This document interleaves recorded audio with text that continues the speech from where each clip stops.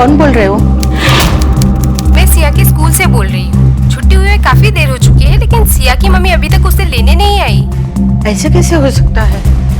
अब सुबह तो वो बोल कर गई थी कि मैं लौटते वक्त सिया को भी साथ में लेकर आऊंगी। मैं काफी टाइम से उन्हें फोन लगा रही हूँ, लेकिन उनका फोन भी नहीं लग रहा है। अब चिंता मत कीजिए, मैं खुद आती हूँ उसके लेने। उसे रोक के रखना। बस आइए मैम।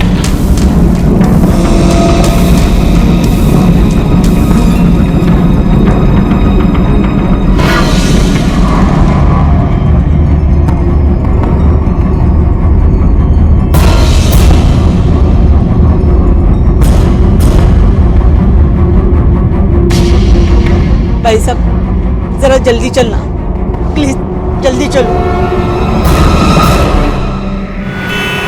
काय झालं राणी, उदास की हूँ? डब्यात कांदे पोहे दिले होते, पूरा खत्म किया ना? आज आप इतना लेट क्यों आए आजी? सब चले गए थे, मैं अकेले बची थी। और आपको पता है ना कि मुझे अकेले में कितना डर लगता है। हाँ गुड़िया, आइंदा ऐसी गलती नहीं होगी। टाइम पे आ जाऊंगी। लेकिन आज आप क्यों आए लेने? मम्मा क्यों नहीं आई? मम्मा को थोड़ा काम था इसलिए मम्मा नहीं आई। हाँ मैं आई हूँ ना, चल कल से मम्मा आएगी। हाँ आंटी, मैंने आपको बोला था ना कि स्वाति मैम तो सुबह से ही नहीं आई। घर से तो यही बताकर निकली थी कि वो काम पर जा रही है, पर नहीं आई तो कहाँ गई होगी? क्या हुआ आजी, कुछ हुआ है क्या? नहीं कुछ नहीं, चल बेटा। स्वाति बिटिया को देखा? नहीं देखा।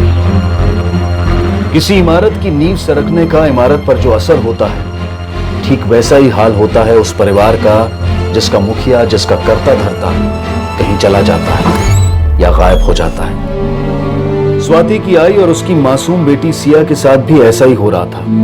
अपनी मां के लौट आने का इंतजार करती सिया का इंतजार खत्म होने का नाम ही नहीं ले रहा था। और उसकी आई की तमाम कोशिशों के बाद भी ये सवाल ज्यों का त्यों अपनी जगह बरकरार था कि आखिर स्वाति थी कहां।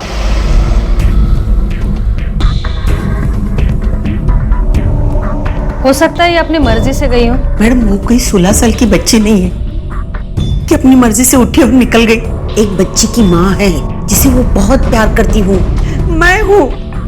वो हमें छोड़कर कहीं नहीं जा सकती। और कौन कौन है आपके परिवार में? बस हम 3 हैं, मैं, स्वाति और उसकी बच्ची सिया। और बच्ची के पिता? नहीं है। ठीक है, हम तहकीकात शुरू करते हैं, खबर मिलती है आपको बता देंगे।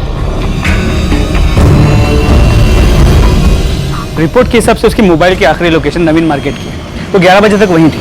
उसके बाद उसका फोन स्विच ऑफ हो गया, जो अब तक ऑन नहीं हुआ है। चलो देखते हैं मार्केट में क्या मिलता है। सकाराम, गाड़ी काट।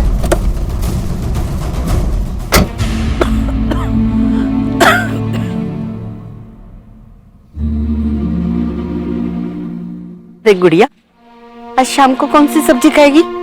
भिंडी की बनाऊं? तुझे बहुत पसंद है ना बेटा। और हाँ, पूरन पोला भी बनाते थे। चने की दाल वो तो है, चल बनाएंगे आज। अरे अभी कौन आया? किसका फोन? हेलो? नहीं, उसे स्कूल नहीं भेजा, मेरा मन नहीं कर रहा था उसे अकेला छोड़ने का। हाँ कुछ होगा तो बता दूंगी जरूर। सुनो, आज के आज मेरा घर खाली कर दे। वैसे भी आप लोगों की अभी औकात नहीं है ना रेंट भरने की। कल से तुम्हारी लड़की गायब है, पता नहीं आएगी भी या नहीं, कहीं मर तो नहीं गई। जो हुआ अच्छे के लिए हुआ, उसके औकात नहीं थी सोसाइटी में रहने की। चल बेटा, मुझे कल के कल मेरा घर खाली चाहिए।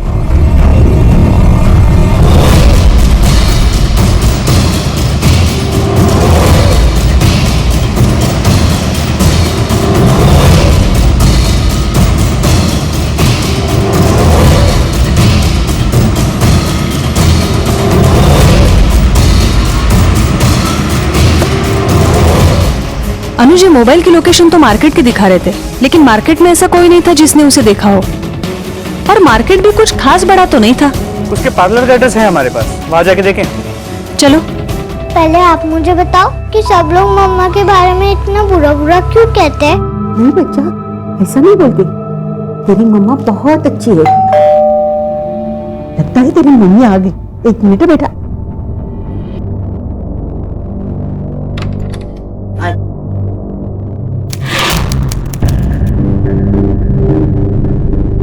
आइए ना, अंदर आइए।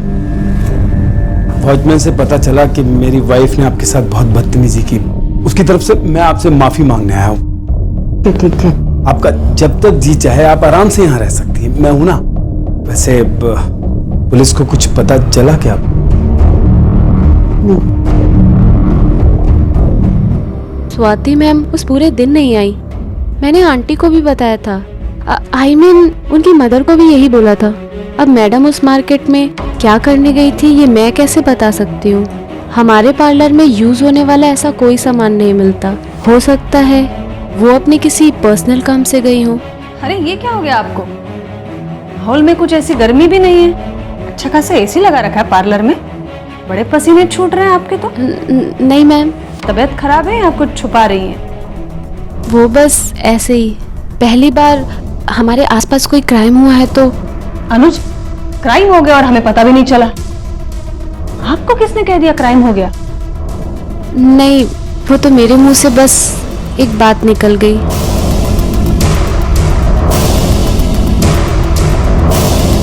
नजर रखो इस पर। ओ मैडम।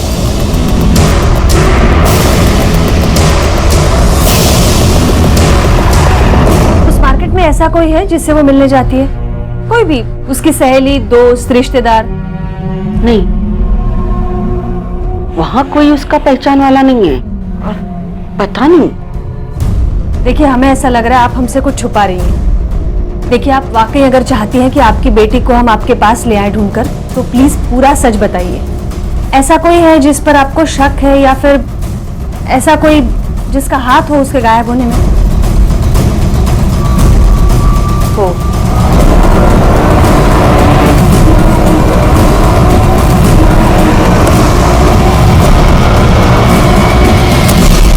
उसके बारे में मुझसे क्या पूछ रही हो?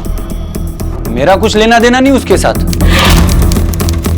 कमाल है सुरेश पाटिल, पति हो तुम उसके। नहीं, मान लिया कि सेपरेट हो गए हो, लेकिन लीगली डिवोर्स तो नहीं मिला है, तो कानून के नजर में तो पति हुए। अब पत्नी के बारे में पति को नहीं पूछेंगे तो और किसे पूछेंगे, है ना?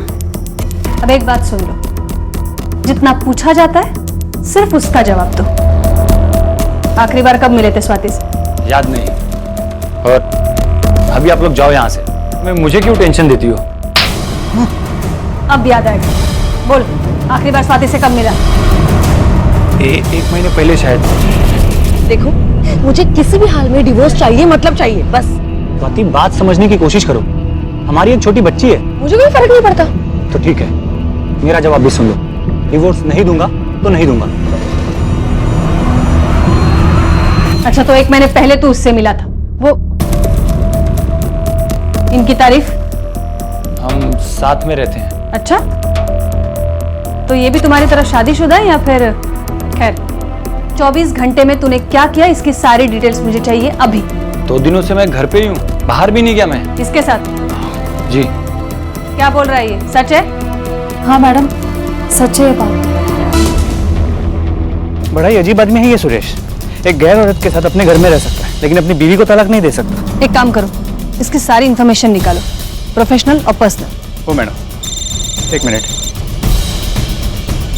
हेलो।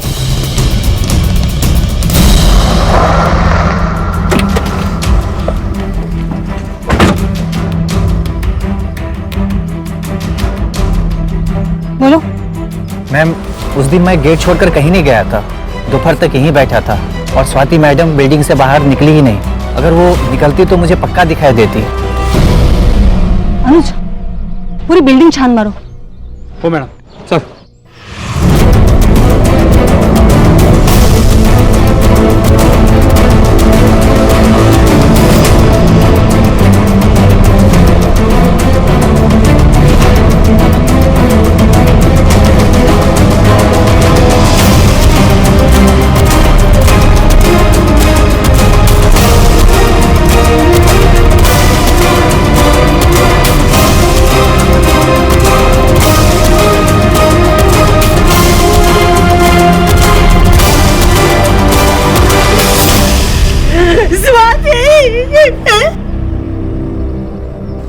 स्वाति मेरी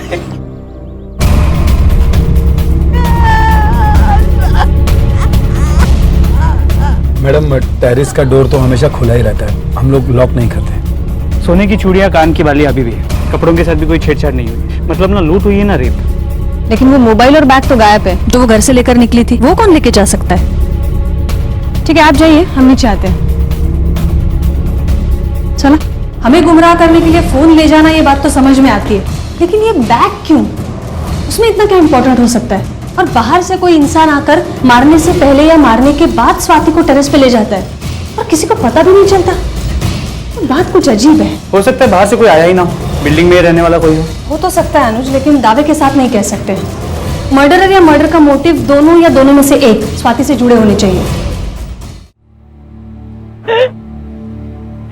स्वाति मेरी बच्ची। क्या हुआ जी, आप क्यों रो रहे हो? मम्मा कहाँ है? बेटा तेरी आई अभी कभी नहीं आएगी। क्यों नहीं आएंगी? आपने उससे मेरी शिकायत की। अम्मा हमें क्या अच्छे बच्चे बने रहूंगी, आपकी और मम्मा की बात सुनूंगी। करो ना मम्मा को फोन, उनको बोलो ना कि सिया प्रॉमिस कर रही है, उनको बोलो ना। अब मैं कहाँ उसे फोन करूं, कहाँ उसे बुलाऊं? वो भी कभी नहीं आएगी, कभी नहीं आएगी, कभी नहीं आएगी। साहब, हमारी ड्यूटी 9 बजे से शुरू होती है। हम आते हैं तो रात के पाली वाला जाता है, उस समय थोड़ा इधर उधर हो जाता है, वर्दी वगैरह बदलने में, चार्ज लेने में। अगर उस समय कोई अंदर घुस आया हो और बाद में निकला हो तो कह नहीं सकते। यहाँ की सीसीटीवी फुटेज चेक करनी। सीसीटीवी फुटेज तो आपको दिखा देता, लेकिन हमने अभी नया सीसीटीवी लगवाया था, तो कुछ प्रॉब्लम थी तो कंपनी उसे वापस ले गई। इस वक्त तो कोई सीसीटीवी है ही नहीं। ये स्वाति मैडम के बारे में ऐसी कोई बात है जो तुम्हें कभी अजीब लगी हो? नहीं, हमें कभी कोई ऐसी बात नहीं लगी। नहीं मैडम, वो तो अच्छी लेडी थी, उनका सोसाइटी में किसी से कोई प्रॉब्लम नहीं था। बट हाँ, उनका हस्बैंड अच्छा आदमी नहीं था। अभी 4 दिन पहले ही आया था और सोसाइटी में शराब पीकर हल्ला मचा रहा था। हाथ जोड़ दी, प्लीज चले जाओ यार। ये बता, मुझे मेरी बच्ची देगी या नहीं देगी? मेरा जवाब आज भी वही होगा जो पहले था। अगर तुम्हें तुम्हारी बेटी चाहिए ना तो पहले 50 लाख का इंतजाम करो, फिर बात करेंगे। शे, तेरे जैसी तुच्ची औरत मैंने आज तक नहीं देखी। पैसों की कितनी बड़ी भूखी है रे तू। 50 लाख लाके दूंगा तुझे। ठीक है, आप लोग जा सकते हैं। लेकिन सुरेश ने तो कहा था कि वो स्वाति से आखिरी बार 1 महीने पहले मिला। बोल, आखिरी बार स्वाति से कब मिला? 1 महीने पहले शायद। इन लोगों से वापस पूछताछ करनी पड़ेगी। अनुज, एक काम करा, ये स्वाति के आई को कल पुलिस स्टेशन बुलाओ। आज बात करना ठीक नहीं है उनसे, और पोस्टमार्टम रिपोर्ट जल्दी से जल्दी मंगवा लो।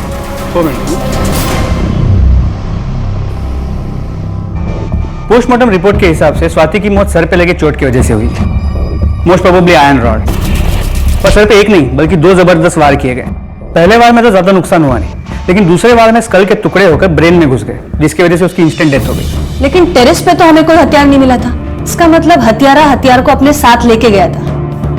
अनुज, स्वाति के आई को बुलाया है क्या? वो मैडम, वो आई रही। आपके बेटी और बिल्डिंग के सेक्रेटरी के बीच कैसे रिश्ते थे? वॉचमैन हमें कुछ बताना चाह रहा था, लेकिन सेक्रेटरी की तरफ देखकर खामोश रह गया। ये स्वाति मैडम के बारे में ऐसी कोई बात है जो तुम्हें कभी अजीब लगी हो? नहीं, हमें कभी कोई ऐसी बात नहीं लगी। कुछ भी बोलते रहते लोग, उनके पास कोई काम नहीं है। वो अकेली थी, सब कुछ अकेली करती थी। किसी के साथ भी उसका नाम जोड़ देते थे, बातें बनाते थे। सेक्रेटरी के साथ भी। अगर ऐसा कुछ होता तो मुझे जरूर पता चलता। पप्पा जी शपथ। आपके बिल्डिंग का सेक्रेटरी बोल रहा था कि सुरेश आया था आपके बेटी से मिलने कुछ दिन पहले, और उन दोनों के बीच काफी झगड़ा भी हुआ था। हाँ, वो आया था। सुरेश उसे बहुत बहुत तंग करता था। ठीक है, अभी आप जा सकती हैं। जरूरत पड़ेगी तो वापस बुला लेंगे। अनुज, पता करो ये स्वाति को लेकर जो कहानियां बनाई जा रही है उसमें कितनी सच्चाई है। अंटा सुरेशला पण उचला जरा। वक्त लगा, लेकिन भगवान ने मेरी बात सुन ही ली। जैसी मौत मांगी थी मैंने उसके लिए वैसी ही मिली। कुछ तो शर्म करो। अब मरने के बाद तो कम से कम बख्श दो उसे। उसने बख्शा था मुझे जो मैं उसे बख्शूं? कितना सहा है मैंने उस औरत की वजह से। तुम तो घर में बैठकर उसके नाम की माला जपते हो और लोग बाहर ताने मारते हैं। लोग कैसे मुंह दबा दबा कर मुझ पर हंसते थे, ये सिर्फ मुझे पता है, सब याद है मुझे। अब बस बहुत हो चुका। उसकी माँ और उसके बेटी को घर से बाहर निकालो, वरना मैं खींच कर बाहर निकालूंगी। दिमाग खराब है तुम्हारा। खबरदार जो इस बार तुमने कुछ भी किया तो, अरे कुछ तो दिमाग लगाओ। कुछ भी उल्टा सीधा करोगी तो पुलिस के निशाने पर सबसे पहले हम होंगे। सब मार क्यों रहे मेरे को? मैं कुछ झूठ थोड़ी ना बोला। मैं जब वो गायब हुई थी तो मैं अपने कमरे में था अपने पार्टनर के साथ में। अरे एक सेकंड के लिए मैं घर से बाहर नहीं निकला था। तूने तो कहा था कि तू स्वाति से 1 महीने से नहीं मिला। फिर बिल्डिंग में 4 दिन पहले हंगामा किसने किया?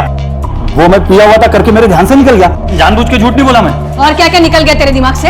हाँ, उसके बिल्डिंग के नीचे हंगामा खड़ा किया, उसको धमकी दी, ये बात याद है कि निकल गई तेरे दिमाग से? याद है मैडम, पर गुस्से में इंसान कुछ भी बोल देता है। मैंने भी बोल दिया, पर कुछ गलत नहीं बोला मैंने। वो थी इसी लायक।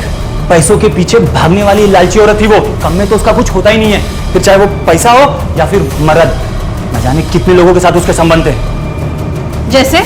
नाम नहीं पता मुझे सबका, पर मुझ पे भरोसा नहीं है ना आपको? तो बिल्डिंग के लोगों से पूछो, उसके सब बताएंगे आपको।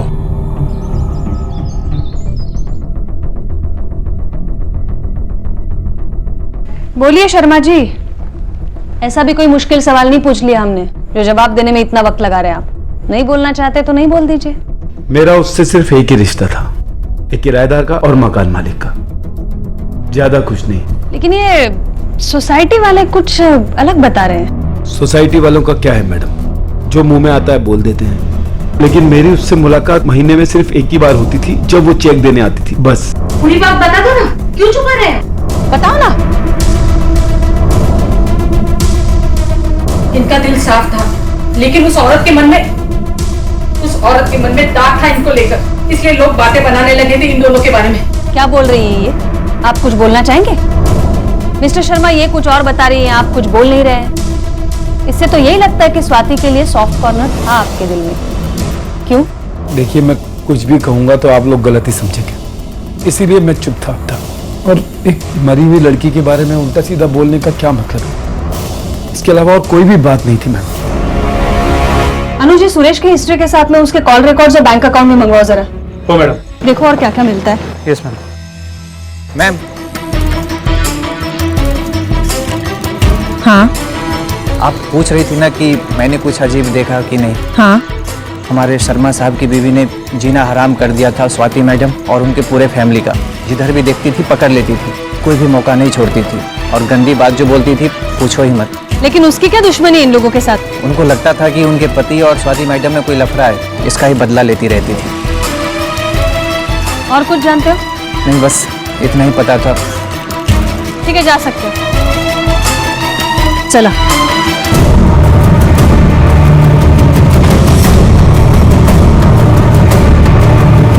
आदित्यला उचललं होतं ना तेव्हापासून शांतच येतो। बस मॅडम, शर्मा का बैंक स्टेटमेंट और कॉल रिकॉर्ड्स।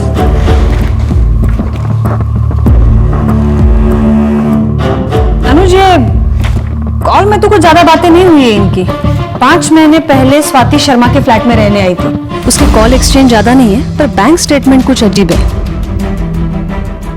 उसने पहले महीने में रेंट का चेक दिया है और 1 लाख रुपए भी भरे, शायद डिपॉजिट हो सकते हैं। दूसरे महीने में भी रेंट का चेक दिया है। उसके बाद कोई एंट्री नहीं है। उल्टा ये शर्मा ने 1 लाख रुपए ट्रांसफर किए हैं। हो सकता है ये वही पैसे हैं जो स्वाति ने डिपॉजिट के तौर पर दिए थे। ये 3 महीने में ऐसा क्या हुआ होगा कि स्वाति के ऊपर शर्मा इतना मेहरबान हो गया? 1 मिनट मैम। हाँ रवि बोल। ठीक है, तो वही रुक, मैं भी आता हूँ। मैम, रवि का फोन था, कुछ इन्फॉर्मेशन है, बुलाया है। ठीक है, तुम रवि से मिलो, तब तक मैं ये बैंक स्टेटमेंट की सच्चाई निकलवाती हूँ। जी मैम। ये क्या कह रही है आप? स्वाति ने 3 महीने का किराया नहीं दिया और डिपॉजिट भी वापस ले लिया। मुझे तो इसके बारे में कुछ भी पता नहीं है। उसने कुछ भी नहीं बताया। सलाम साहब। कहाँ है? वो सामने वाला घर।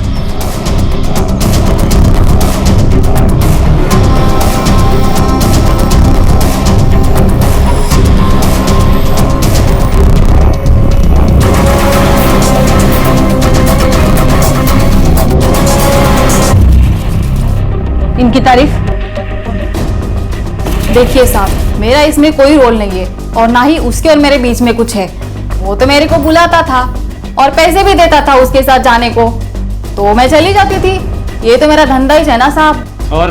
और जिस दिन की आप बात कर रहे हो ना, उस दिन भी बुलाया था उसने मेरे को, फिर घर पे छोड़ के बिठा दिया और फिर बोला तू आज आराम कर और आज मैं तुझे पैसे भी दूंगा बिना मेहनत किए। उस दिन मतलब वो दिन जब स्वाति गायब हुई थी? हाँ साहब, और वो उस दिन अपना मोबाइल फोन भी छोड़ कर गया था। बोला था अगर कोई कॉल आया तो उठा के बोल देना कि वो बाथरूम में है। और साहब उसी ने मेरे को बोला था आपसे झूठ बोलने के लिए, और इसका पैसा भी दिया था उसने मेरे को। कब गया था, कितने बजे, और वो लौटा कितने बजे? वो सुबह मेरे को 9 बजे बुलाया था साहब, और जैसे ही मैं गई वहाँ पे वो निकल गया वहाँ से, यही कुछ 9:30 बजे होंगे। और फिर आया तो दोपहर के 1 बजे तक आया। जी, इंसानियत के नाते ही बस मैंने उसकी हेल्प की थी। उनको कुछ पैसे की प्रॉब्लम चल रही थी और वो अकेली घर का खर्चा उठा रही थी, कोई आदमी भी नहीं था। तो मैंने ही उसे कहा कि जब तक पैसे नहीं आते तुम किराया मत दो बस। और डिपॉजिट के 1 लाख रुपए वो क्यों लौटाए थे?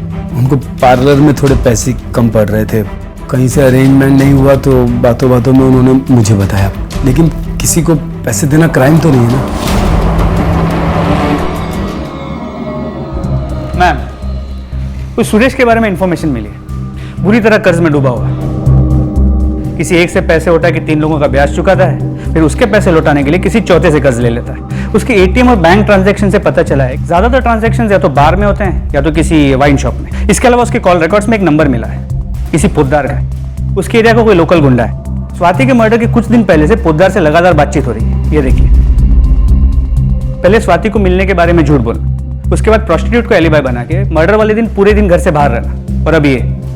मैम, सुरेश को उठा लेना चाहिए। मेरे हिसाब से इसी ने खून किया। नहीं अनुज, इतने जल्दी हमें किसी भी नतीजे पर नहीं पहुंचना चाहिए। ये सारी बातें तो सुरेश पे जो हमारा शक है उसे मजबूत करती है, लेकिन और भी लोग हैं जो शक के दायरे में, उन्हें हमें टटोलना चाहिए। ये स्वाति के बुटीक वाली लड़की से मैं फिर से मिलना चाहूंगी, और तुम वो पोद्दार को भी उठाओ जरा। जी मैम।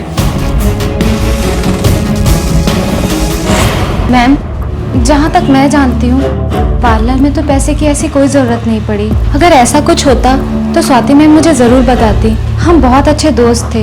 उनके जाने के बाद मैं कोशिश कर रही हूँ कि सैलून को रन कर सकूँ, जिससे जानवी की पढ़ाई और घर का खर्च चल सके। ये चेन बहुत अच्छी है आपकी, नई ली है? जी हाँ, कल ही ली है, मगर अपने पैसों से। इससे इन सब चीज़ों का कोई लेना देना नहीं है। अरे मैंने कब कुछ कहा है? ये पार्लर का सीसीटीवी फुटेज देखना है, दिखाएंगे?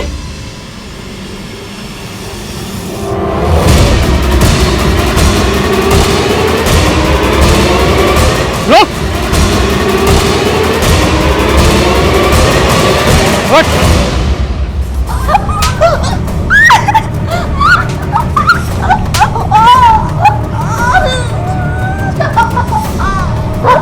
ये आदमी कौन है? मैं नहीं जानती ये कौन है।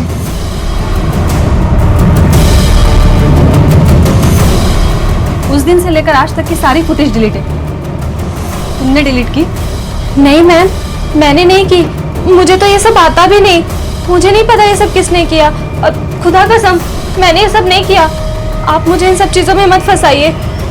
हट बोल रहा हूँ मैं। खबरदार, मेरी बच्ची को हाथ लगाया तो वो मेरी और मेरी बेटी की बच्ची है, तेरा कोई हक नहीं। मेरी बेटी नहीं रही तो क्या हुआ, मैं उसे संभालूंगी, मैं उसे पालूंगी। लेकिन अपनी बेटी के साथ मिलकर उसे पैदा नहीं किया ना, तो क्या हुआ? वो मैंने किया है, इसलिए जितना हक तेरी बेटी का है ना, उतना ही हक मेरा भी उस पे है। देखता हूँ कैसे रुकती है मुझे। ये आखिरी मौका है तुम्हारे पास सच बोलने का, और अगर माहौल की जरूरत है तो ये बना देंगी। और वैसे भी इस जगह का उसूल है, चाहे भी तो कोई झूठ नहीं बोल सकता यहाँ। अब आप बोलेंगी या फिर घोर पड़े? मैम, मैं आपको सब सच बता दूंगी। मैं नहीं, कुछ नहीं मैम, प्लीज। मैम, वो स्वाति मैम का हस्बैंड था। वो स्वाति का हस्बैंड कैसे हो सकता है? उसका हस्बैंड तो सुरेश है। दोस्त हो ना तुम उसकी, तो पता नहीं तुम्हें? नहीं मैम, वो स्वाति मैम का हस्बैंड था। स्वाति मैम ने मुझे खुद बताया था। एक बार काम करते करते उनकी फाइल में मैम की और उनके हस्बैंड की फोटो मिली थी, तो मैंने पूछा मैम से ये कौन है। ये मेरे हस्बैंड है।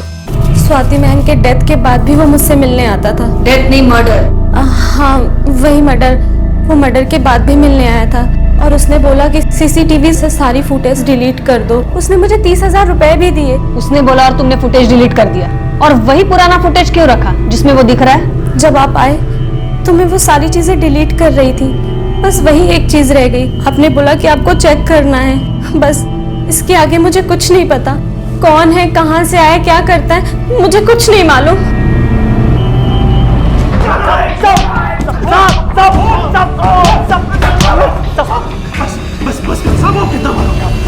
सब मैंने स्वाति को नहीं मारा। स्वाति के मर्डर के टाइम पे तेरे मोबाइल की लोकेशन चेक की हमने। मर्डर के टाइम उधर ही था तू, बिल्डिंग के आसपास।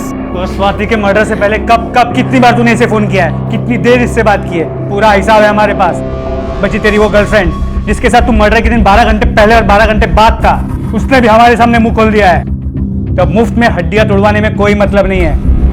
हम ये तो जानते हैं कि तुम लोगों ने किया क्या है, कैसे किया है, बता। मेरी प्लानिंग थी, पर उसको मारने की नहीं, उसे सबक सिखाने की, उसका किडनैप करने की। उस दिन पोद्दार के साथ स्वाति की बिल्डिंग के नीचे मैं भी था। काफी देर इंतजार किया हमने, पर वो नहीं आई। बाद में हमें पता चला कि वो गायब हो गई है, और फिर खबर आई कि उसका मर्डर हो गया है। उसके मर्डर की खबर सुनकर तो मैं खुद शॉक हो गया था, पर मैंने उसको नहीं मारा। सच बोल रहा हूं मैं सब। अनुज, इन दोनों पर स्वाति के किडनैपिंग का प्लानिंग का चार्ज लगाओ आणि 8 टका दोघांना। ओ मैडम। और तब तक वो फुटेज वाले दूसरे पति को ढूंढते हैं। देखिए, इसे पहचानती हैं आप? लगता है इसे कहीं देखा है, लेकिन याद नहीं आ रहा है। देखिए, दिमाग पर थोड़ा जोर डालिए। स्वाति के कातिल को पहचानने के लिए इसको पहचानना बहुत जरूरी है। कोई भी पुरानी पहचान, जैसे कि स्वाति का कोई पुराना दोस्त हो या फिर कोई पुराना दुश्मन। अरे ये तो साहिर है, इतने सालों बाद स्वाति के साथ।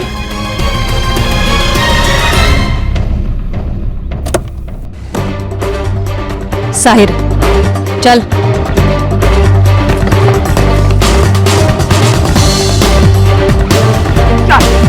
चल। हो गई तेरी नौटंकी, अब चले, गाड़ी टकायला। मैम, वो अफेयर था मेरा स्वाति के साथ, उसकी शादी से पहले। पर हमारा ब्रेकअप हो चुका था। वो हमेशा शक करती रहती थी, और एक दिन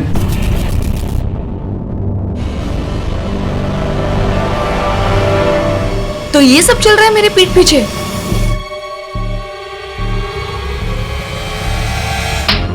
शर्म नहीं आती तुम्हें?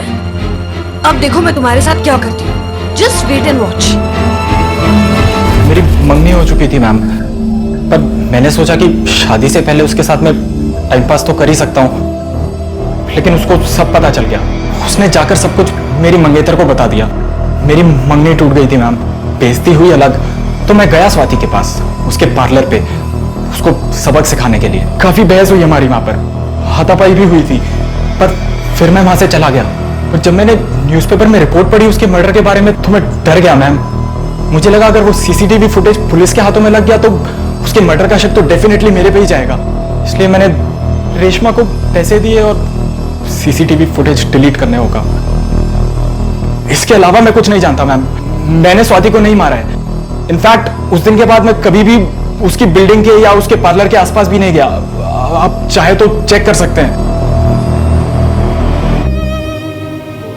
इसे जिंदगी की सच्चाई कहें या ईश्वर का वरदान कि हादसा चाहे कितना भी बड़ा क्यों ना हो, वो कुछ वक्त के लिए जिंदगी की रफ्तार को थाम तो सकता है, लेकिन उसे हमेशा के लिए रोक नहीं सकता। लड़खड़ाते कदमों से ही सही, लेकिन जिंदगी फिर से चलने लगती है। स्वाति की आई और सिया की रुकी हुई सी जिंदगी भी अब चलने लगी थी। अपनी मां का अपने करीब ना होना सिया को खलता तो जरूर था, लेकिन धीरे धीरे उसे इसकी आदत पड़ने लगी थी। दूसरी तरफ सिया की खातिर आई ने भी उसकी जिम्मेदारी को अपनी जिंदगी मानकर जीना शुरू कर दिया था। स्वाति के लौट आने की आस ने टूटकर एक नया रूप ले लिया था। वो चाहती थी कि स्वाति के कातिल का किसी भी तरह से पता चल जाए और उसे सजा मिले, और उनकी बेटी को इंसाफ। पुलिस भी यही चाहती थी, लेकिन उनके लिए दिल्ली अभी बहुत दूर नजर आ रही थी। जो लोग कभी स्वाति से जुड़े थे, जो उसकी जिंदगी पर रोशनी डाल सकते थे, वो खामोश थे, इस डर से कि कहीं ऐसा करना खुद उन्हें किसी मुसीबत में न डाल दे। और दूसरी तरफ कुछ ऐसे भी लोग थे जो उसकी मौत से बदले हुए हालात का फायदा उठाना चाहते थे।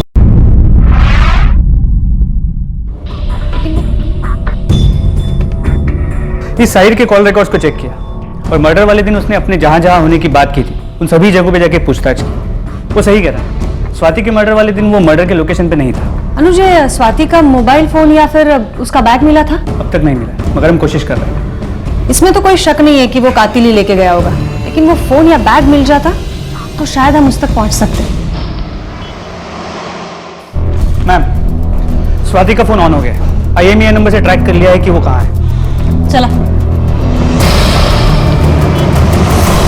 जी मैडम, इस फोन को उस आदमी ने मुझे बेचा था। वो आदमी थोड़ा सा बूढ़ा सा था।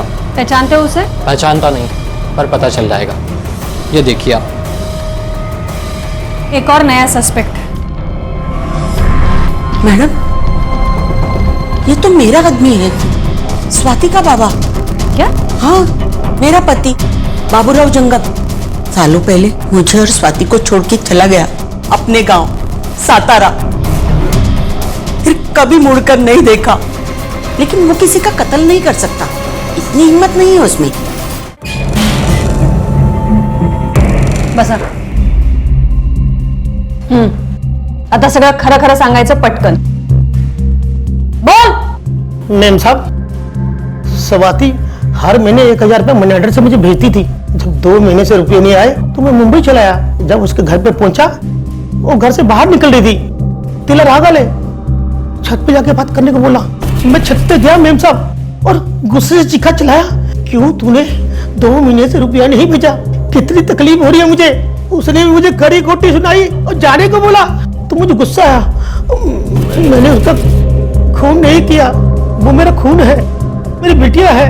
भला मैं अपनी बिटिया को कैसे मार सकता हूँ मेम साहब? जब स्वाति का कत्ल हुआ था तो टेरेस पर तू था।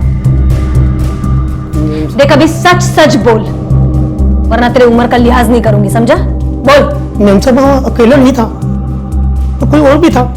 जब मैं सीढ़ी से नीचे उतर रहा था, मैंने एक पीला कपड़ा देखा, शायद तो दुपट्टा जा साड़ी का पल्लू हो। कोई तो उसके छुपा हुआ था। कौन था मुझे नहीं मालूम। और कुछ जानता है? मेम साहब, मुझे कुछ याद नहीं है। और मैं सरपट वहां से भागा और स्वाति का जो पर्स था ना, उसमें एक मोबाइल था। मैंने उसे बेचा और बस में बैठ गया वापस सतारा को जाने को। मैम, हमारे साइबर सेल ने इरेज डाटा रिकवर कर लिया स्वाति के फोन से। एक वीडियो भी मिला है, आपको देखना चाहिए।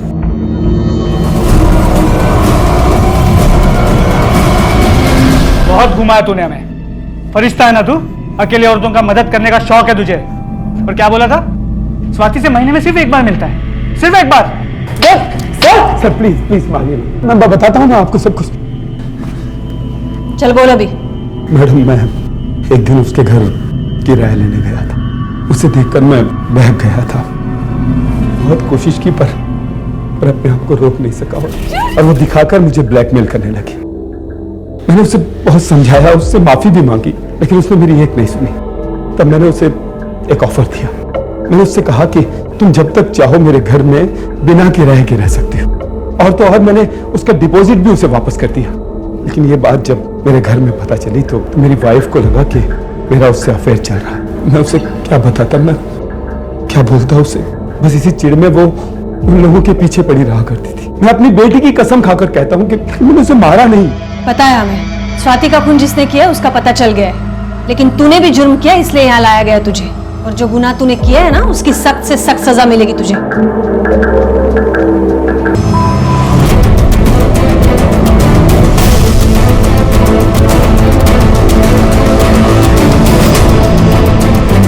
पक गई थी मैं मम्मी पापा के वही रोज रोज के झगड़ों से।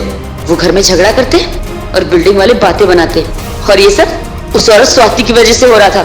मेरे पापा हम सबको धोखा दे रहे थे, सिर्फ उस औरत के लिए जो उनकी कुछ नहीं लगती थी। मुझे ये सब खत्म करना था। उसे मैंने उस बुढ़े के साथ टेरेस पे जाते देखा। मैंने उसका पीछा किया। जब मैं उसका पीछा कर रही थी तो वो बुढ़ा नीचे वापस आ रहा था। मैं उसे देख के छुप गई। फिर मैं वापस गई जहां वो अकेले खड़ी थी। सुनो तुम, हमारी लाइफ से प्लीज चली जाओ। तुम्हें समझ में नहीं आ रहा है, हमारी लाइफ खराब हो रही है। तुम्हारी वजह से मेरे पापा हम लोगों को नहीं समझ रहे हैं। प्लीज तुम्हें समझना होगा। उसे मिन्नती की, उसे समझाया, उसके हाथ जोड़े कि प्लीज ये सोसाइटी, ये फ्लैट छोड़ के दूर चली जाए। उससे कह रही थी कि मेरे बाप ने उसका रेप किया है, मेरे पापा ने। मैं अपना गुस्सा कंट्रोल नहीं कर पाई।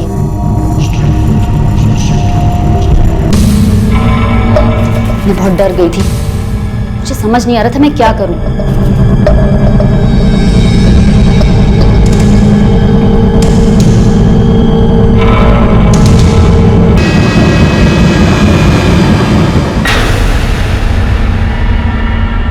आखिर क्या वजह थी कि एक मासूम लड़की ने अपने भविष्य को सुहा कर अपने आप को शून्य कर लिया?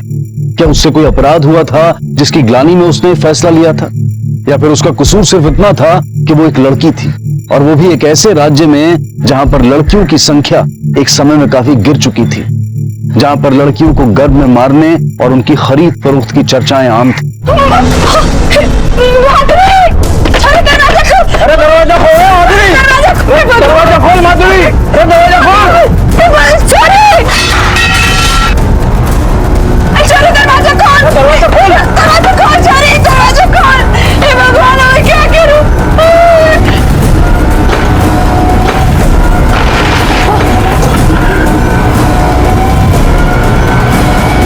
माधुरी! माधुरी! हाँ!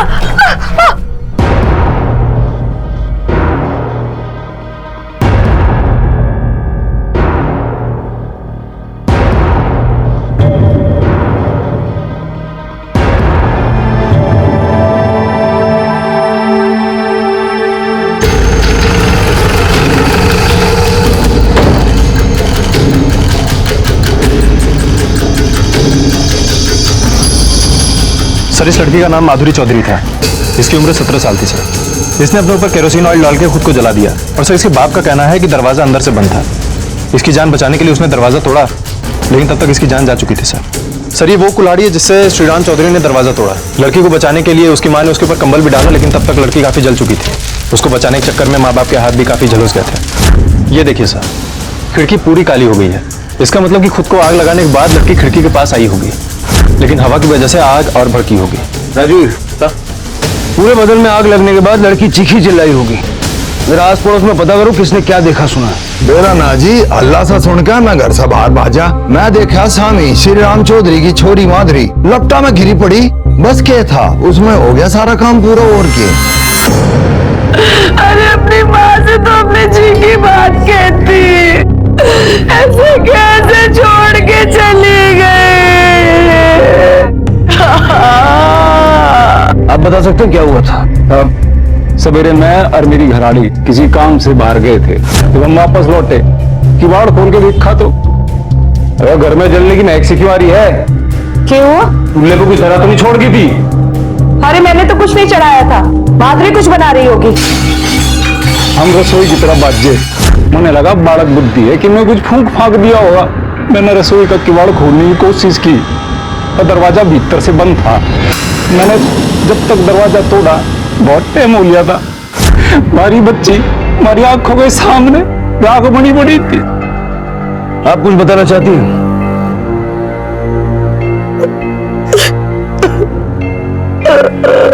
वैसे जब ये हुआ आप लोग कहाँ गए थे? सब गांव के बाहर आज के दिन एक अनाज की मंडी लगी, वहीं तक गए थे बस। सर, दरवाजा अंदर से बंद था। इसका मतलब कि लड़की ने खुद ही आग लगाई और खुदकुशी कर ली। ये सुसाइड का केस है सर। राजवीर, पड़ोसियों का कहना है कि जब तक वो लोग पहुंचे दरवाजा टूट चुका था, लड़की जल चुकी थी। किसी ने भी उसे जलते हुए या माँ बाप को बचाने की कोशिश करते हुए नहीं देखा। अगर ये सुसाइड का भी केस है तब भी कोई ना कोई रीजन तो होना चाहिए ना। जरा पता करो ये लोग वाकई अनाज मंडी गए थे या नहीं। ठीक है सर। माँ बाप के लिए सबसे बड़ा दुख होता है औलाद की मौत, और वो मौत जो उनकी आंखों के सामने दर्द से चिल्लाते चिल्लाते हुई हो, वो तो नासूर बन जाती है। एक ऐसी टीस जो जिंदगी भर आंखों को नम कर देती है और माँ बाप की लाचारगी का सबब बन जाती है। 17 साल की माधुरी के लिए मौत कितनी दर्दनाक रही होगी, इसका अंदाजा भी हम नहीं लगा सकते। पुलिस माधुरी के साथ हुए इस हादसे के पीछे की वजह पता लगाने में जुटी हुई थी, और उनका शक माधुरी के माता पिता पर भी था। पर यह अंदाजा कितना सही था? क्या कोई माता पिता वाकई अपने बच्चे को जलाकर मार सकते हैं? और अगर हाँ, तो इसके पीछे का कारण क्या था? और अगर ये अपराध माता पिता ने नहीं किया था, तो ये दरिंदगी किसने पैदा की थी? क्या ये वाकई माधुरी का फैसला था? और अगर हाँ, तो अपने आप को ऐसी दर्दनाक मौत देने का फैसला उसे क्यों करना पड़ा? ये कहानी हमारे समाज की ऐसी ही चौंका देने वाली और दिल दहला देने वाली परतों को खोलने जा रही है। जिसकी परछाइयां हमारे आसपास ही मंडराती रहती हैं और हमें उसका अंदेशा तक नहीं होता। आप श्रीराम चौधरी के बाजू वाले घर में रहते ना? जी साहब। कब से रह रहे हो? साहब मन्ना रहते हुए 25 साल हो लिए साहब। तब तो आपने माधुरी को बचपन से देखा होगा। हाँ साहब। कैसी लड़की थी वो? बड़ी ही होनहार बच्ची थी साहब। हमने तो भगवान ने एक भी बालक नहीं दिया ढंग का।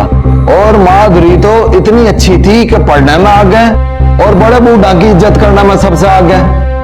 सीधी सादी छोरी थी साहब। और श्रीराम और सरला वो कैसे लोग हैं? सरला तो ठीक ही है साहब, अपने घर परिवार वालों को देख के चलने वाली। अरे अपनी छोरी में तो जान बसा थी उसकी।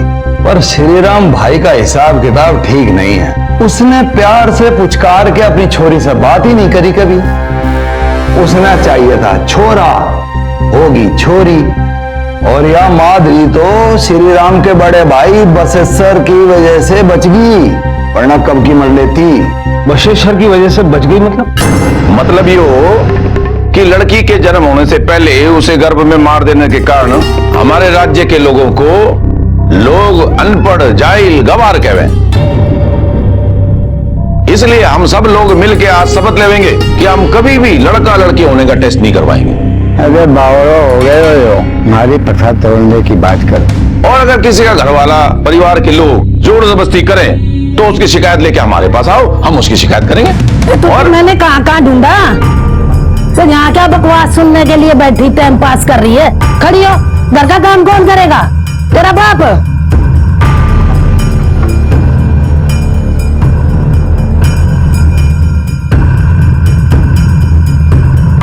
देख रहे हो ना थारी बात का असर क्या है ताऊ? अगर मैंने थारी बात माने ना तो ससुराल वाले मुझे मैके चलता कर देंगे। अरे तू तो रुक जा ना ताऊ ना।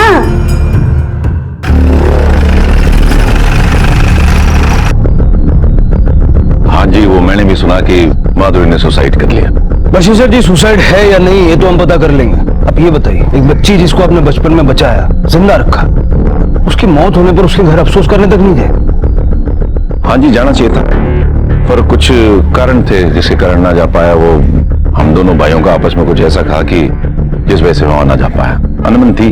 कैसी अनबन? वो जी थी कुछ घरेलू बातें, पर मुद्दे की बात यो है कि माधुरी ने चाहे सुसाइड किया हो चाहे उसकी हत्या हुई हो, उसके पीछे अगर किसी का हाथ है तो उसके बाप का है।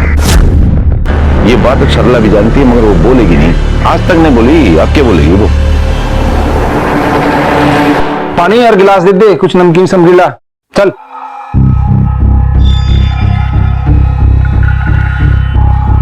आंखें क्या दिखा रही है?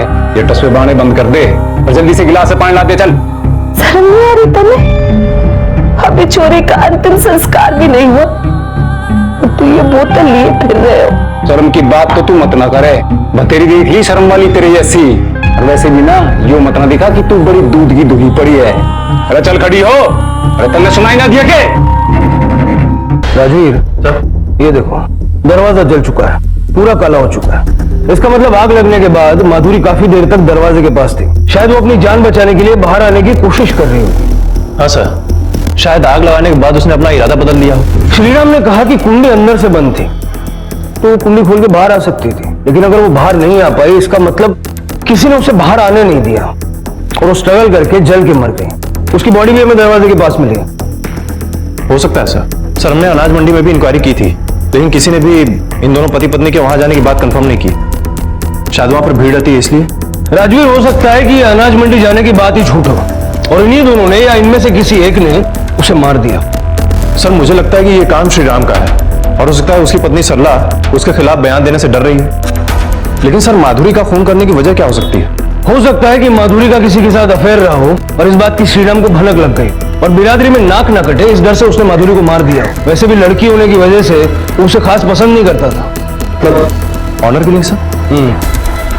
जरा पता करो इस माधुरी का कहीं कोई अफेयर था क्या? क्या बात कर रहे हो साहब? ऐसी कोई बात नहीं थी। वो इस तरह के चक्करों में पड़ने वाली छोरी ना थी। आप तो न्यारी बात कर रहे हो साहब। ये तो मेरी छोरी को बदनाम करने की बात हुई। मेरी छोरी काम से काम रखती थी, उसको तो पढ़ने लिखने से ही फुर्सत ना थी। और अगर ऐसी कोई बात होती तो अपने बाप से ना सही तो अपने माँ से अपनी जी की बात जरूर कहती वो।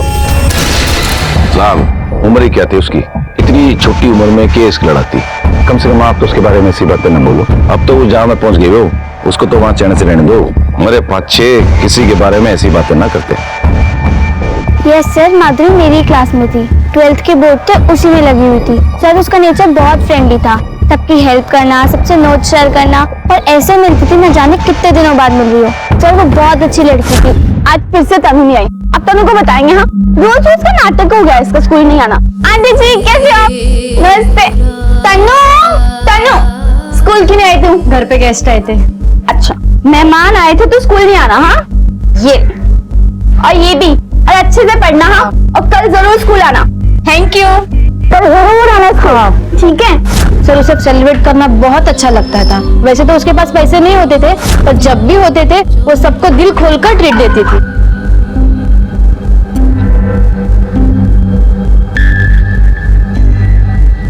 अच्छा, माधुरी का किसी के साथ अफेयर था या कोई बॉयफ्रेंड? माधुरी और अफेयर इम्पॉसिबल सर, वो इस टाइप की लड़की थी ही नहीं।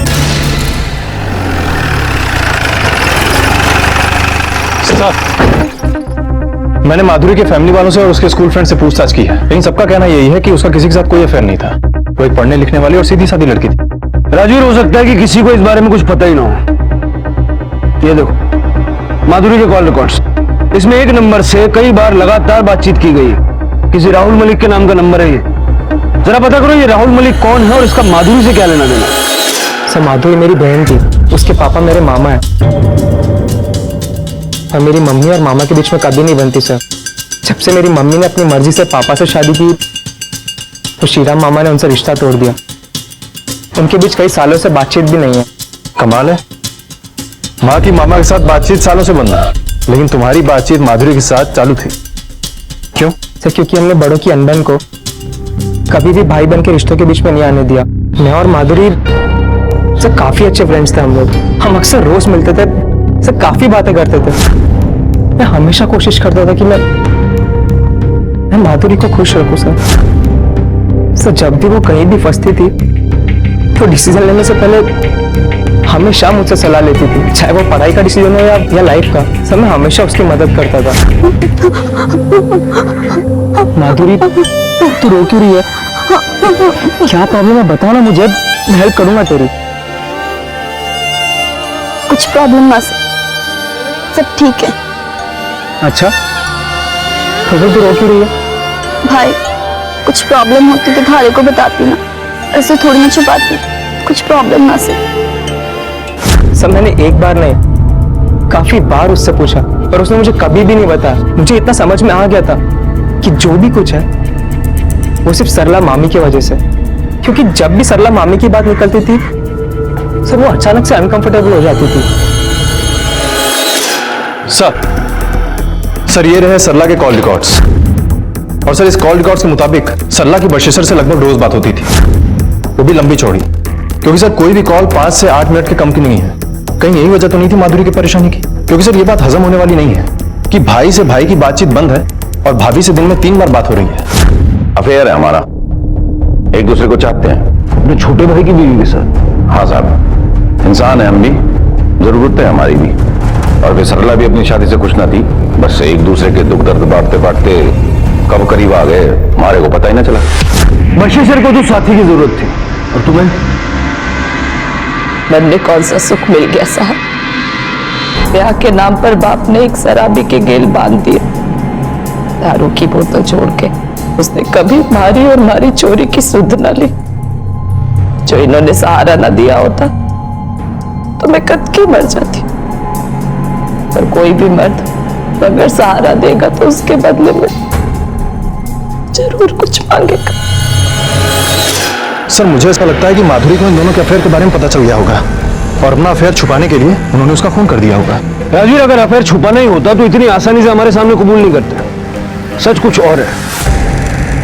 मरने मरे भाई और हमारी घरवाली की करतूतों के बारे में आज से नहीं, बहुत पहले से पता था। माधुरी ने इन दोनों की आशिकी के बारे में मन ने सब कुछ बता दिया था। पापा जी, आपने पता था ना मम्मी और ताऊ जी के बीच में क्या चल रहा है? अगर आपने पता था तो चुप क्यों रहे? इसमें कहने की क्या बात है? जिस गांव जाना नहीं उस गांव का रास्ता क्यों पूछना? और मन में जरा भी फर्क नहीं पड़ता उन दोनों की हरकतों से। आप घनी होशियार मत ना बने, अपने काम पे काम रख। तने अच्छी तरह पता है कि हमारे पास कोई काम दाम तो है ना। इस घर का सारा खर्चा भाई साहब के खाते पे चल रहा है। थारा स्कूल, किताबें, बस्ता, आना जाना सारा। अब अगर मैंने मुंह खोल दिया ना तो ये सारा बंद हो जाएगा। कभी शर्म आती है अपने ऊपर? तेरे जैसे घटिया लोगों ने समाज को गंदा किया है और लोगों का रिश्तों पर से भरोसा उठता जा रहा है। सर, माधुरी के पोस्टमार्टम रिपोर्ट के मुताबिक जब उसकी मौत हुई तो वो प्रेग्नेंट थी सर। इसका मतलब ये ऑनर किलिंग हो सकता है। अपनी झूठी और खोखली इज्जत को बचाने के लिए माधुरी के माँ बाप ने उसे मार डाला और उसे सुसाइड की शक्ल देने की कोशिश की। माधुरी की लाइफ में जितने भी मेल फ्रेंड्स और रिलेटिव्स हमें मिले हैं, सबका डीएनए फीटस से मैच करो। ठीक है सर। एक लड़की जो अकेली नहीं एक अजन्मे बच्चे के साथ स्वाहा हो गई थी, उसके परिवार वालों के चेहरे पर उसकी मौत का दुख कम और अपनी झूठी प्रतिष्ठा का डर ज्यादा दिखाई दे रहा था। पुलिस के अनुसार ये माँ बाप द्वारा किया गया ऑनर किलिंग का केस भी हो सकता था, लेकिन माँ बाप के बयान के अनुसार उन्हें माधुरी के किसी प्रेम संबंध या उसके होने वाले बच्चे के बारे में कोई जानकारी तक नहीं थी। क्या माधुरी की मौत किसी प्रेम संबंध और उसके प्रेग्नेंट होने की वजह से हुई थी, या फिर कारण कुछ और था जो इन सारी संभावनाओं से ज्यादा दुखद, चौंका देने वाला और शर्मसार करने वाला था? सर, मॉर्ग से माधुरी की बॉडी चोरी हो गई है। Yes sir. और अटेंडेंट का कहना है कि अचानक से 3 लोग वहां आए और रिश्वत देकर उससे बॉडी खरीदने की कोशिश की, लेकिन जब उसने उन्हें मना किया तो उन लोगों ने उसके साथ मारपीट की और बॉडी को जबरन वहां से लेकर चले गए। तुमने मौत का सीसीटीवी फुटेज चेक किया? हाँ सर, किया है, लेकिन सर रात का समय था और रोशनी भी कम थी, इसलिए किसी का चेहरा साफ नजर नहीं आया। और सर, जिस वैन से वो लोग बॉडी लेकर गए हैं उसका नंबर भी फेक था सर। मॉर्ग के अटेंडेंट को बुलाओ, उसने तीनों का चेहरा देखा होगा। स्केच आर्टिस्ट को बुलाओ, स्केच बनवाओ।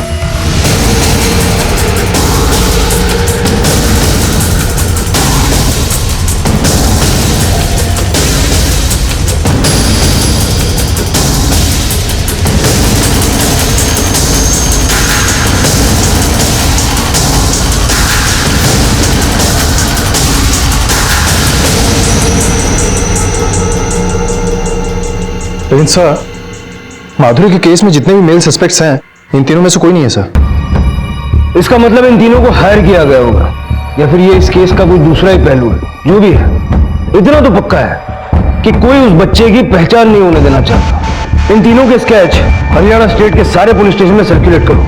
ठीक है सर। माधुरी जो मर चुकी थी और अपने अजन्मे बच्चे के साथ मुर्दा घर में इंसाफ का इंतजार कर रही थी, उसके मृत शरीर को भी किसी ने गायब कर दिया। और पुलिस का यह मानना था कि यह काम उसी आदमी का हो सकता है जो इस बच्चे का बाप था और नहीं चाहता था कि उसकी पहचान हो सके। क्या उस आदमी को सिर्फ अपने पहचाने जाने का डर था, या फिर यही आदमी माधुरी के कत्ल या आत्मदाह के लिए भी जिम्मेदार था? उसकी पहचान माधुरी के उस अजन्मे गर्भ में छिपी थी जो अब लापता था, और पुलिस उसकी तलाश में दिन रात एक कर रही थी। क्या? ऐसे कैसे चोरी हो गई साहब? मरी तो मरी, मेरी चोरी की मिट्टी भी पलीत हो गई। जीते जी तो कुछ सुख नहीं देखे उसने, मरने के पीछे 2 लकड़ी भी नसीब होती नहीं दिख रही साहब। देखिए, अगर आप चाहें तो आपकी बेटी को न्याय मिल सकता है, लेकिन उसके लिए आपको हमारी मदद करनी होगी और हमें वो सब कुछ बताना होगा जो आपने अभी तक हमसे छुपा के रखा है। चाची, ओ चाची,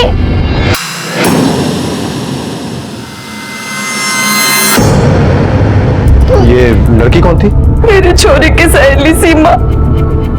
दोनों बहुत अच्छे दोस्त थे। कोई खास दोस्ती नहीं थी साहब, हम गरीब आदमी, वो बड़े आदमी। पर बापू, वो माधुरी वो मेरी। तुम्हें बीच में बोलने की क्या जरूरत है? मैं बात कर रहा हूँ ना, तुम जाओ अंदर, जाओ। हाथ जोड़ के विनती कर रहा हूँ साहब, मेरी छोरी को इस झंझट से दूर रखो। छोरी है साहब, बदनामी होगा, कोई शादी ब्याह ना करेगा। गर्भ में छोरा है, छोरी है, सोनोग्राफी कराना गैर कानूनी है। सरकार ने भी इसे बैन कर रखा है, और फिर भी अगर उसके परिवार वाले ना माने ना तो आप हमारे पास लेके आओ, उन्हें मैं समझाऊंगा, और अगर वो फिर भी ना माने तो मैं कानून से सजा दिलवाऊंगा उन्हें।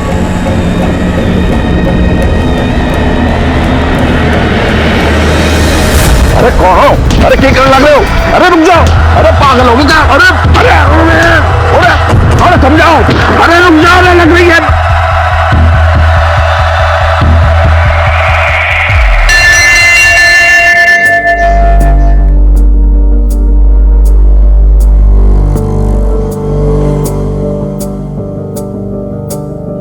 तुम माधुरी के बारे में कुछ कहना चाहती थी ना, लेकिन तुम्हारे पापा ने कुछ कहने नहीं दिया। बताओ। बात क्या थी? नहीं सर, वो मैं कुछ ना बोल रही थी। देखो सीमा, मुझे मालूम है कि तुम माधुरी की बेस्ट फ्रेंड हो और उस हादसे में माधुरी के साथ साथ उसके पेट में उसके बच्चे की भी मौत हुई है। और अगर ऐसे में तुम मुझे कुछ नहीं बताओगी तो ये समझ लेना कि उसकी मौत की दोषी तुम भी हो। बताओ क्या बात? सर, इससे पहले भी माधुरी पेट से थी, पर उसने वो बच्चा गिरा दिया था। पर ना तब और ना अब कभी उसने ये बताया उसके बच्चों का बाप कौन। सर, मुझे ऐसा लग रहा है कि माधुरी किसी के साथ रिलेशन में थी, लेकिन सर ताज्जुब की बात यह है कि उसने इस रिलेशन के बारे में सीमा को भी नहीं बताया, जो कि उसकी बेस्ट फ्रेंड है। राजवीर, ये भी हो सकता है कि उसके साथ काफी समय से बलात्कार हो रहा था, जिसकी वजह से वो दो बार प्रेग्नेंट हुई। और ये बलात्कार करने वाला या तो उसका कोई करीबी है, जिसकी वजह से इतना सब कुछ होने के बावजूद उसने ये बात किसी को नहीं बताई। लेकिन ये साबित करने के लिए हमें माधुरी की बॉडी को जल्द से जल्द ढूंढना होगा। तुम उस मैटरनिटी क्लिनिक का पता करो जहां माधुरी का अबॉर्शन बच्चे के पिता के बारे में हमें वहीं से जानकारी मिल जाए। ठीक है सर।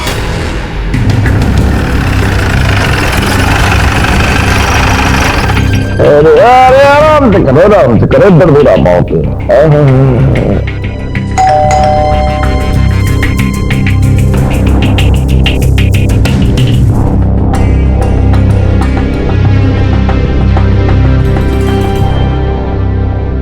क्या हुआ?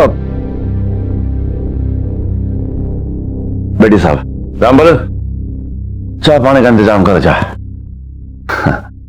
साहब, समाज सेवा का फल है। हमारे गांव के जो आदमी लोग हैं ना, उन्हें पसंद ना आए कि उनकी लुगाइयों को मैं जेंडर टेस्ट करवाने, चोरा चोरी के फर्क ना करने की बात सिखा रहा हूं। बस अपना सारा गुस्सा हमारे पे निकाल दिए।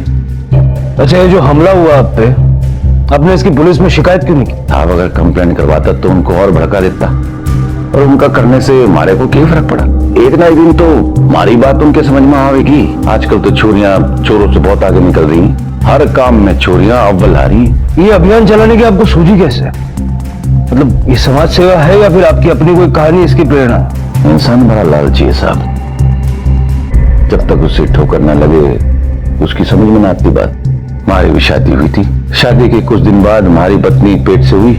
राम राम भाई साहब। राम राम भाई। राम भाई साहब, आपने सरला के दिमाग में गोबर भरा है। क्या बग रहा है तू? मैंने इतना महंगा टेस्ट करवाया ये जानने के लिए कि छोरा से कि छोरी वह पेट में छुरी लिए फिर रही है। उसे गिराने की बात कहूँ तो नाट रही है।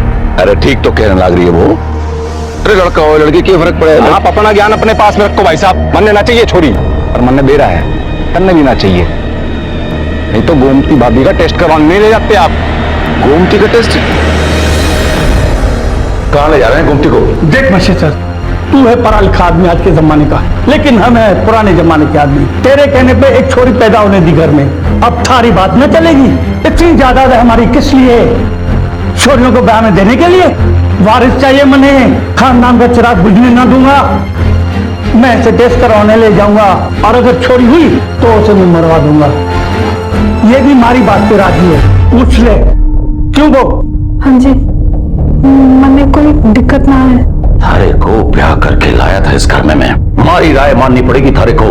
हमारी राय ये है कि अगर इस घर की दहलीज से तूने एक कदम बाहर रखा ना तो हमारे से तेरा रिश्ता खत्म। मेरा इतना कहने के बावजूद वो ना रुकी। बाबूजी अपने साथ ले गए उसे। टेस्ट में छोरी निकली और उन्होंने उसे मरवा दिया। मैंने लाख कोशिश करी अपनी छोरी को बचाने के लिए, लाख जतन करे साहब, मैंने लाख जतन करे, मगर ना बचा सका। बस उस दिन मैंने अपनी बीवी से नाता तोड़ लिया। फिर वो कहां गई किधर गई हमारे को नहीं पता। और मैंने साहब एक कसम और खाई कि जितना भी हमारा जीवन बचा है ना, मैं छोरियों को बचाने में लगा दूंगा। अगर अपने जीवन में मैं एक भी छोरी को बचा लूं ना, मैं अपने आप को धन्य समझूंगा। हाँ राजवीर सर, एक औरत सुगंधा शर्मा के बारे में पता चला है। वो अपने घर में इलीगली अबॉर्शन करती है सर।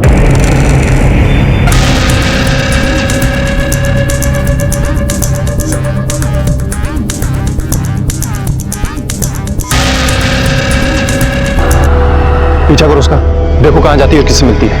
जा। सुनिए, ये औरत आपसे क्यों मिलने आई और क्या बातचीत हो रही थी आप लोगों के बीच में? क्या मतलब आपसे? कुछ भी बात हो रही हो? Police sub inspector Rajveer Singh. अब जो पूछ रहा हूं ना उसका सीधा साधा जवाब चाहिए, वरना जो तुम लोग करने जा रहे थे ना उस जुर्म में सीधा अंदर डालूंगा और जमानत तक नहीं होने दूंगा। मेरी बेटी पेट से है, और उसके ससुराल वालों ने उसे यहाँ भेज दिया। इसके पेट में जो बच्चा है वो छोरा है कि छोरी, ये मालूम करने के लिए। जो छोरा होगा तब तो ठीक, और अगर चोरी हुई तो बच्चा गिराना होगा। मैं मना करी तो बोले कि जिंदगी भर के लिए चोरी मैके में रहेगी, समझ ले। और इस गैर कानूनी काम में ये औरत आप लोगों की मदद कर रही थी, है ना? जी हाँ सर। सर, मैं तो लोगों की मदद कर रही थी। न जाने कितनी लड़कियां ससुराल से मैके में इसलिए पड़ी रहती है क्योंकि उनकी लड़की पैदा होती है और लीगल अबॉर्शन हो नहीं सकता। काफी घटिया इंसान हो तुम। अपनी घिनौनी हरकत को समाज सेवा बता रही हो। लोगों की हेल्प करती थी ना तुम, अब हम तुम्हारी हेल्प करेंगे। तुम पे इलीगल अबॉर्शन का रैकेट चलाने का चार्ज है, वो भी बिना मेडिकल बैकग्राउंड के। और जरा सी हेल्प हम ये करेंगे ताकि तुम्हें जमानत भी न मिल पाए। लेकिन सर, चुप! कब से चला रही है ये गोरखधंधा? औरत होके एक औरत को आने से रोक रही थी, लोगों की मजबूरी और उनके रूढ़िवादी होने का फायदा उठा रही थी। अरे तुम जैसे लोग इंसानियत के नाम पे कलंक हैं। राजवीर सर, जानते हो इसे? इसका भी अबॉर्शन किया ना तुमने? जी जी, ये आई थी मेरे पास। कौन लेके आया था इसे?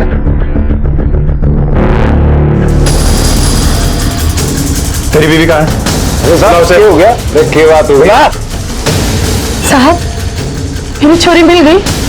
अब उसका अंतिम वो तो मिल ही जाएगी, लेकिन इससे पहले तुम्हें हमारे साथ पुलिस स्टेशन चलना होगा। Police station? क्यों? तुम्हारे इस क्यों का जवाब थाने में ही मिलेगा। ले चलो इसे। इतने खाले चाल ले। अरे वो तो मदारी का बंदर है, किसी और की डुगडुगी में नाचते हैं। असली करतूत तो उस बसेश्वर की है। अरे दिखने में बड़ा आदमी है वो एक नंबर का राक्षस। आइए।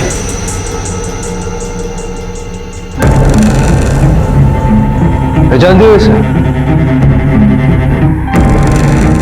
बाहर ले जाओ उसको। बैठो। माधुरी का अबॉर्शन किया था ना? सारी कहानी शुरू से साफ साफ बताओ। क्या करती साहब? 15 साल की चोरी बिन्याई पेट से समाज में उसकी खिल्ली उड़वाती के एक दिन, इससे पहले कि किसी को पता चले, मैंने उसका बच्चा गिरवा दिया। माधुरी ने बताया था वो बच्चा किसका था? हाँ साहब, हमारे मोहल्ले में एक छोरा था, बबलू नाम का, खुद को बदमाश बतावे था। उसी ने हमारी छोरी के साथ गंदा काम किया साहब।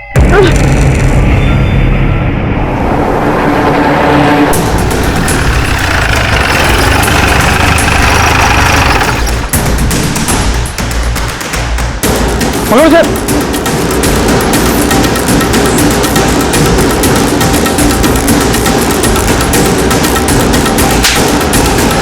अरे सब बता रहा हूँ सब बता रहा हूँ सब बोल सब बताता हूँ सर। मैंने को बहुत अच्छी लगती थी माधुरी, दिन रात उसी के सपने देखता था, उसका पीछा भी करता था साहब। एक दिन मौका मिल गया तो उसी की गली में अपनी इच्छा पूरी कर ली साहब।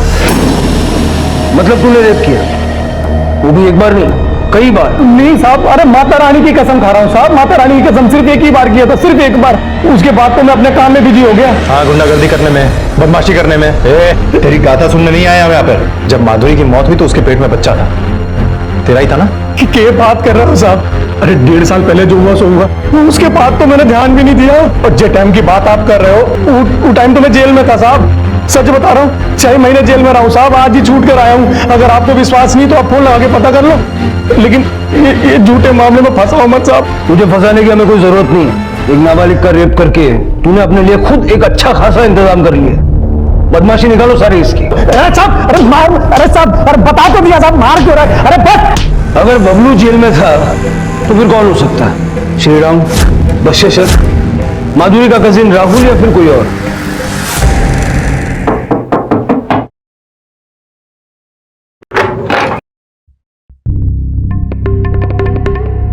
तुम इतनी रात को यहाँ क्या करने आए हो? थाने से ना मिलने आया, सरला से मिलने आया हूं।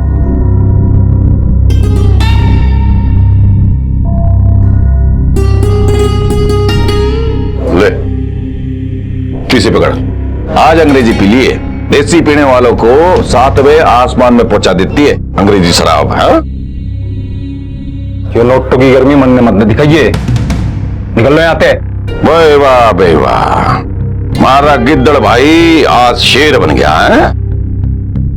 आज से पहले तो तूने ऐसा कुछ भी काम ना किया, हिम्मत कहां से आ गई तारे में? बहुत नुकसान हो जाएगा तेरा। ले पकड़। तुमने मेरी जो पैसे लिए मत पियो दारू, मत जाओगे। मैंने अपनी चोरी के मुंह के खातिर ये सब शुरू किया था। अब जब वो ही नहीं, इस पैसे का क्या फायदा? सर, जिन 3 लोगों ने माधुरी की बॉडी चुराई थी वो तीनों करनाल में पकड़े गए हैं सर। करनाल की पुलिस कल सुबह तक उन्हें हमारे हवाले कर देगी सर।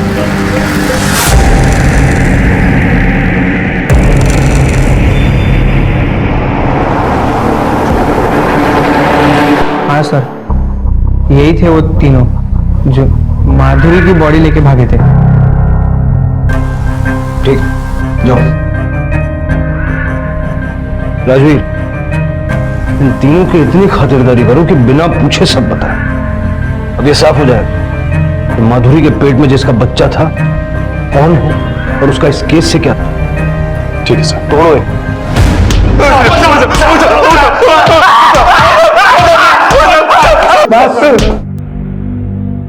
इतना काफी है या और तोड़े? बोलो, कहाँ है माधुरी की बॉडी? सब वो तो हमने कब की फूक दी साहब, सब कब की जला दी साहब हमने। क्या? क्यों जलाई? किसके कहने पे जलाई? बोलो!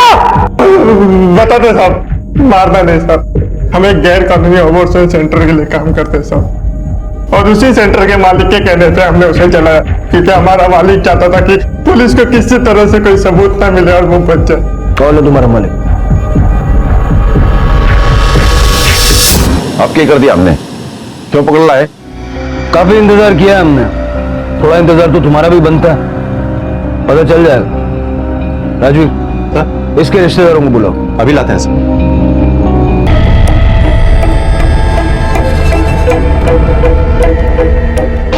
आइए।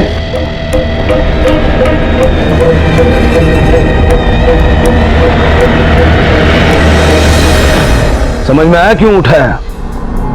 इन्होंने सब बक दिया है, तेरी बारी है। चल बोल। गांव में अबॉर्शन मत कराओ, जेंडर टेस्ट मत कराओ, ये ज्ञान बांटता था ना, और खुद ही इलीगल अबॉर्शन का सेंटर चलाता था। साहब, बहुत डरने दिया हमने, अपने एरिया में बहुत आंदोलन करे, जेंडर टेस्ट मत कराओ, गर्भपात मत कराओ, फिर मैं खुद ही इनडायरेक्ट इनका मददगार बन गया और मैंने जेंडर टेस्ट करवाने का और गर्भपात कराने का क्लिनिक खोल दिया। चल अब इतने ही प्यार से ये भी बता, माधुरी को क्यों मारा? ना साहब ना, मैंने ना मारा। तो बॉडी के अंतिम संस्कार करने के लिए चुराई थी? ओ साहब, वो तो इसलिए निकलवाई थी कि नहीं तो राहुल फंसता।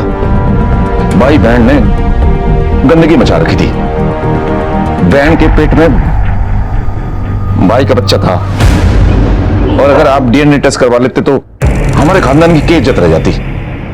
थूकते लोग मारे थे।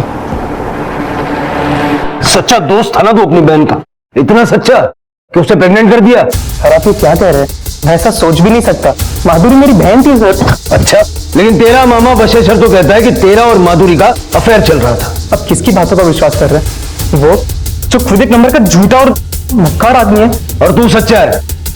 तुम्हारे परिवारों में पट्टी नहीं, लेकिन तू और माधुरी रोज मिलते, फोन पे दिन में 10 बार बात करते थे, सिर्फ दोस्ती की वजह से।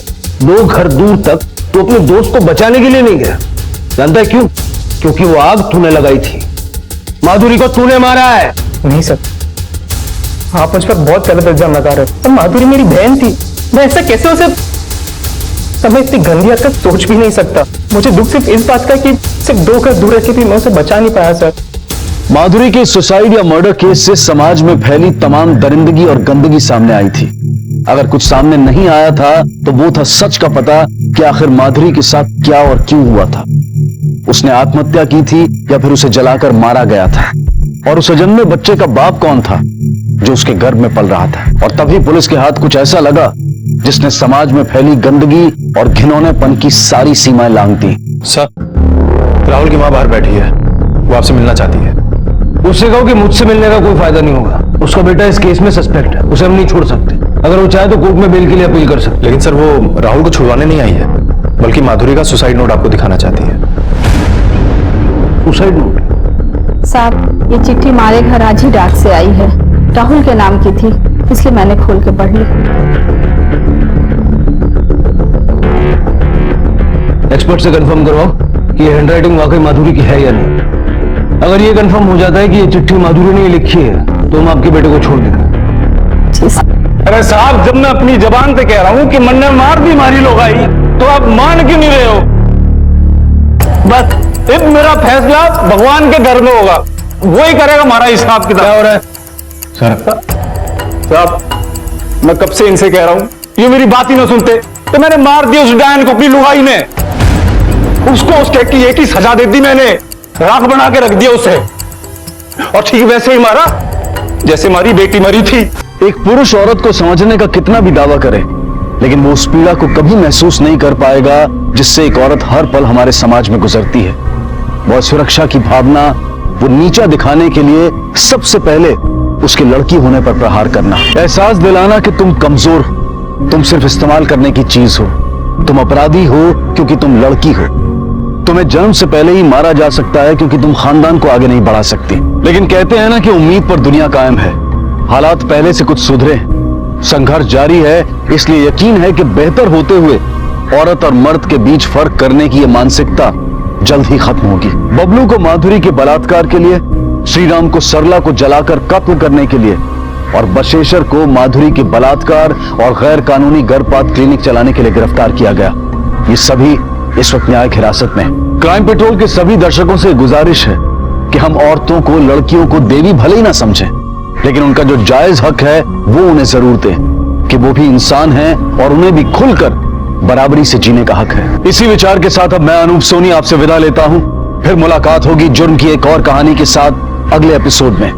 तब तक अपना और अपने परिवार का ख्याल रखें और देखते रहें क्राइम पेट्रोल डायल 100। सबक एक को सीख हम सब।